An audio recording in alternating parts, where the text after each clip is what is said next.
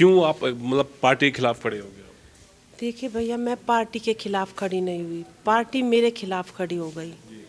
आज उसी भारतीय जनता पार्टी के विधायक की वजह से मेरे पति जेल में है। 13 साल में हमें 13 मुकदमे अपनी ही सरकार में मिले हैं। पार्टी का जो प्रत्याशी विधायक बनाया उसके खिलाफ मैं मैदान में उतरी हूँ और उसे मैं घर बिठाकर ही दम लूँगी। नमस्कार, मैं हूं मुशाहिद खान और इस वक्त मैं मौजूद हूं गाज़ियाबाद की एक विधानसभा जिसका नाम है लोनी। और लोनी हमेशा चर्चाओं में रहती है, कभी मौजूदा विधायक को लेकर, कभी किसी बात को लेकर। अभी मैं जो मौजूद हूं वो हमारे चेयरमैन हैं लोनी विधानसभा से, रंजीता धामा, उनके साथ में हूं। उनका इंटरव्यू लेने के लिए मैं यहाँ पे आया हूँ। इनके जो पति हैं वो जेल में हैं किसी मुकदमे में, और मौजूदा चेयरमैन है। बीजेपी से थी, लेकिन बीजेपी की कुछ नीतियों के कारण इन्होंने अपनी पार्टी छोड़ दी है। क्यों आप मतलब पार्टी के खिलाफ खड़े हो गए? देखिए भैया, मैं पार्टी के खिलाफ खड़ी नहीं हुई, पार्टी मेरे खिलाफ खड़ी हो गई। क्योंकि आपने देखा होगा कि 2017 में जिसे हमने तन मन धन से चुनाव लड़वा कर भारतीय जनता पार्टी ने उन्हें प्रत्याशी बनाया था, हमने उन्हें विधायक बनवाया। आज उसी भारतीय जनता पार्टी के विधायक की वजह से मेरे पति जेल में है। हमारे ऊपर झूठे 9 मुकदमे, और बात करूँ तो 13 साल हम भारतीय जनता पार्टी की हमने तन मन धन से सेवा की है। 13 साल में हमें 13 मुकदमे अपनी ही सरकार में मिले हैं। तो उसके बाद भी फिर उसी आदमी को दोबारा से प्रत्याशी बना देना, तो ये मेरे लिए एक बड़ा कारण रहा है कि मेरा इस पार्टी से भरोसा उठ गया और मैं विवश हो गई अपने पद से। पार्टी की जो सदस्यता है उससे मैंने त्याग पत्र दे दिया। तो अब आपने इरादा किया है कि आप पार्टी के खिलाफ या जो मौजूदा विधायक हैं उनके खिलाफ आप मोर्चा संभालेंगे और चुनाव मैदान में उतरेंगे? मैं फिर भी कहती हूँ कि मैं पार्टी के खिलाफ नहीं, लेकिन पार्टी का जो प्रत्याशी विधायक बनाया उसके खिलाफ मैं मैदान में उतरी हूँ और उसे मैं घर बिठाकर ही दम लूँगी। नहीं, आप बिना पार्टी छोड़े भी तो कर सकते थे। आपने बात की आला कमान से, उन्होंने क्या कहा? मैं टिकट के बारे में क्या बोला? मैं हर दरवाजे पर पहले गई। पहले मैं अपने इंसाफ की लड़ाई को मैंने लड़ा, क्योंकि मैं भी भारतीय जनता पार्टी की एक जनप्रतिनिधि हूँ।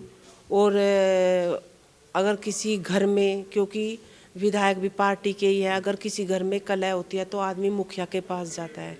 मैं संगठन के लोगों के पास भी गई और बड़े बड़े जो पदाधिकारी हैं सबके पास गई, लेकिन मेरी कहीं नहीं सुनी गई और सारी आज़ादी विधायक को दे दी गई। मैं सहती चली गई और वो जुर्म करता चला गया।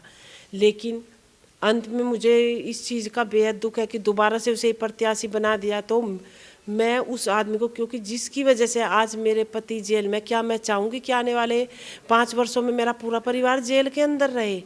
तो इसलिए मुझे कदम उठाना पड़ा। और मैंने ये बात, अब 25 तारीख को जन विश्वास यात्रा निकली थी, मैंने कई बार जिला अध्यक्ष जी के सामने भी ये बात रखी कि जी हमारे साथ गलत हो रहा है, अध्यक्ष जी देख लो। अध्यक्ष जी एक ही बात कहते थे, दिनेश सिंघल जी हैं जो, कि पार्टी बहन जी सब देख रही है, अंत में सही निर्णय लेगी, पार्टी सही अंत में सही निर्णय लेती है। मैंने अंत समय का भी इंतजार किया, लेकिन तब भी फिर उन्हें प्रत्याशी बना दिया गया। तो मुझे इसीलिए मैं कहती हूँ कि मैं इसीलिए मुझे मैदान में आना पड़ा कि अब तो बस हद हो गया, सब कुछ खत्म हो गया है।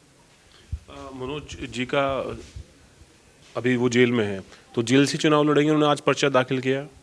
उनको पर्चा दाखिल करने के भी इतना प्रशासन पे भी मैं कहूँगी दबाव है कि आज उनका पर्चा तक दाखिल नहीं करने दिया इन लोगों ने। लेकिन मैं भी इतनी मजबूती के साथ खड़ी हूँ, भले ही उनका पर्चा तुम रोक लो, लेकिन ये रंजीता धामा उनके सामने ढाल बनकर खड़ी है, मुझे नहीं रोक पाओगे। आपकी कहीं ना कहीं जो जाट बिरादरी है वो अगर आपके पास में जाती है, फिर मदन भैया के पास में जाती है, तो इसका सीधा सीधा फ़ायदा तो नंद किशोर जी को मिलेगा। देखिए, मैं बात किसी एक जाति की यहाँ पर बिल्कुल भी नहीं करूँगी, क्योंकि 36 बिरादरियों का हमेशा हमें प्यार मिला है। और एक अकेले जनप्रतिनिधि लोनी में हम हैं जिनको सर्व समाज का प्यार और सम्मान हमेशा मिला है। और वो भी आज वोट करने के लिए, चाहे यहाँ का हिंदू हो, मुस्लिम, सिख, ईसाई, जाटव, वाल्मीकि, जो भी हैं, सब लोग हमें वोट देने के लिए तैयार बैठे हैं। आपका मतलब आगामी आपका क्या स्टेप होगा? मतलब किसी पार्टी को ज्वाइन करने वाली हैं आप, या कैसे?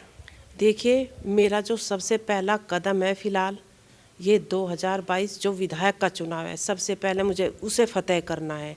वो चीज़ें तो बाद की बातें हैं। अगर किसी पार्टी को हमारी ज़रूरत होगी तो ये पार्टियां खुद हमें, मुझे लगता है कि खुद ऑफर करेंगी, इसलिए मैं उस पर अभी कुछ नहीं कहूँगी। लेकिन पहला कार्य मेरा इस विजय को मतलब इसे फतेह करना है, इस 2022 को। लोनी की जनता को क्या मैसेज देना चाहेंगे आप?